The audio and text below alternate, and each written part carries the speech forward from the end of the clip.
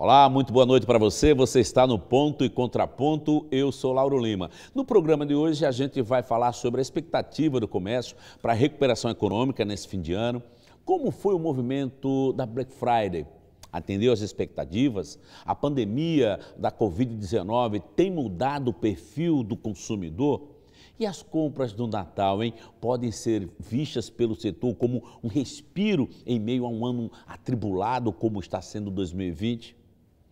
Para conversar com a gente, eu recebo aqui Robson Rodas, empresário, superintendente de um dos centros de compras mais tradicionais da capital, o Maceió Shopping. Robson, boa noite, seja bem-vindo aqui ao nosso Ponto e Contraponto, viu? Boa noite, Laura, uma satisfação muito grande estar aqui consigo e pronto aqui para a gente fazer esse contraponto. Então vamos já começar com o movimento da Black Friday, que foi a coisa mais recente que nós tivemos em relação ao comércio.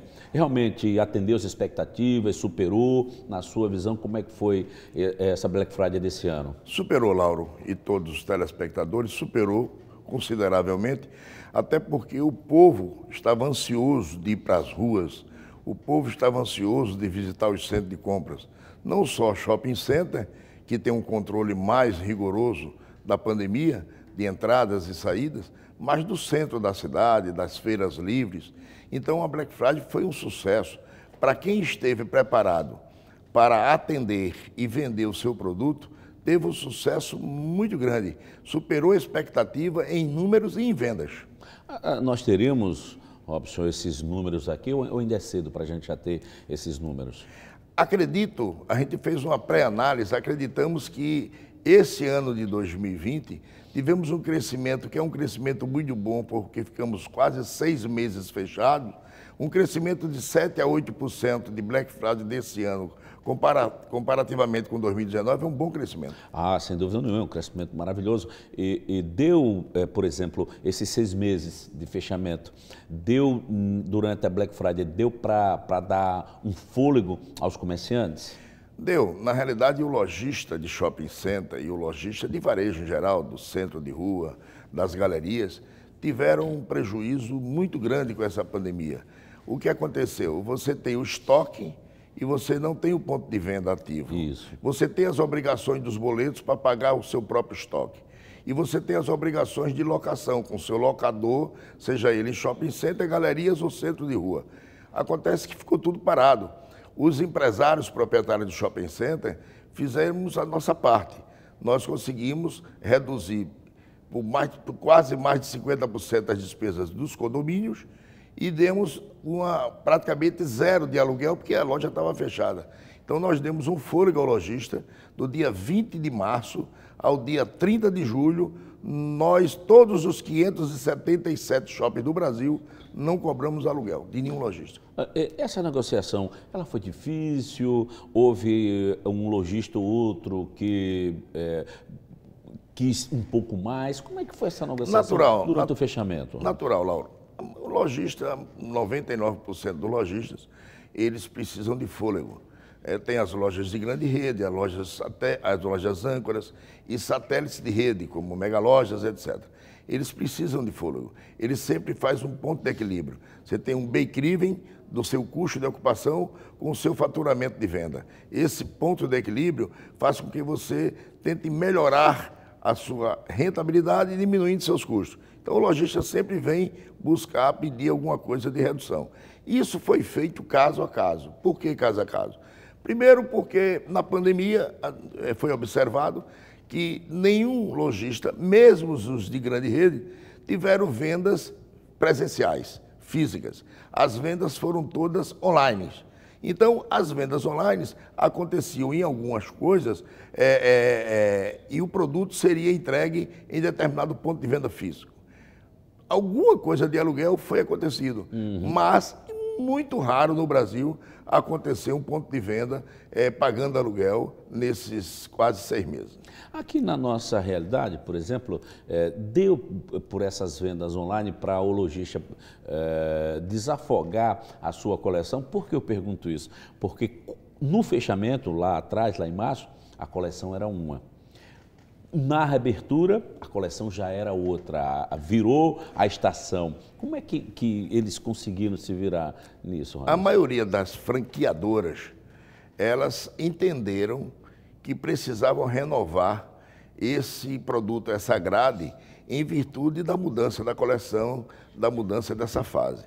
Outras deixaram a mercê dos seus franqueados, locatários, para poder fazer aquela venda com deságio, né? Com desconto, para ele poder conseguir pelo menos o valor da peça.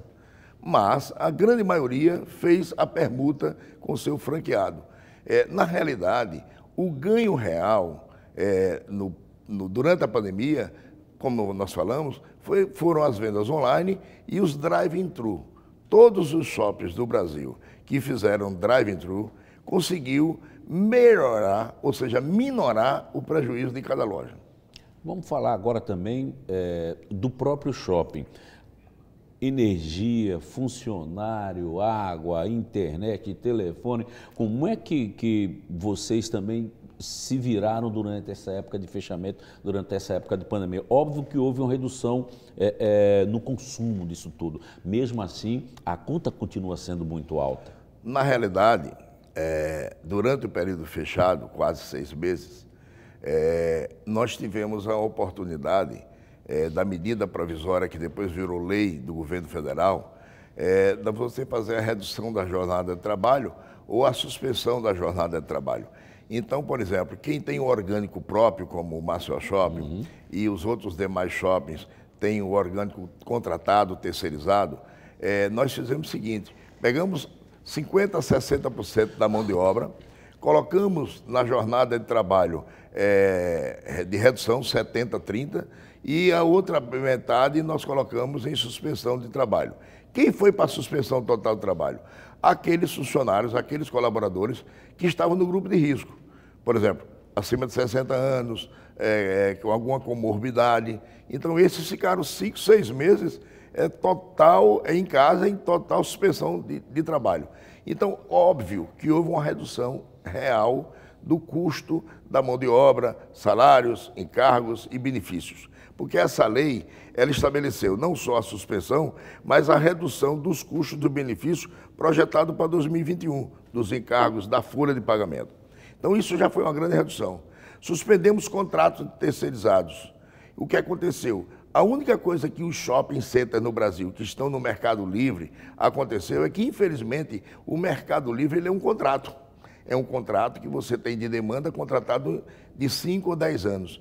Então, você já sai da concessionária para o Mercado Livre. Então, você tem um mínimo a pagar. Esse mínimo é menor do que o consumo da demanda, mas é um mínimo, então você tem que pagar. Então, esse nós não conseguimos mexer. Nós projetamos para pagar em partes em 2020 e parte em 2021, mas teremos que pagar. Mas conseguimos chegar a uma redução de 50% a 60% nas despesas condominiais. Deu para se manter, né? Deu para se manter e aliviar o lojista. Sem dúvidas. Ainda tem, por exemplo, algum colaborador em casa ou todos já estão de volta ao trabalho? Todos já estão de volta ao trabalho, exceto alguns que têm comorbidade, outros que tiveram Covid e ainda estão na fase de recuperação, esses estão em casa. Alguns com comorbidade que a gente sabe que não tem condições de estar na atividade, ele está ainda em suspensão. Perfeito. Vamos daqui a pouquinho, depois do nosso intervalo, a gente vai dar uma paradinha rápida agora, a gente conversa sobre as expectativas para 2021 e para agora também, para o fim de ano, né? O que é que vocês estão esperando? Daqui a pouquinho, após o nosso intervalo. É uma parada, é rápido. A gente volta já já com mais ponto e contraponto aqui na nossa TV Ponta Verde.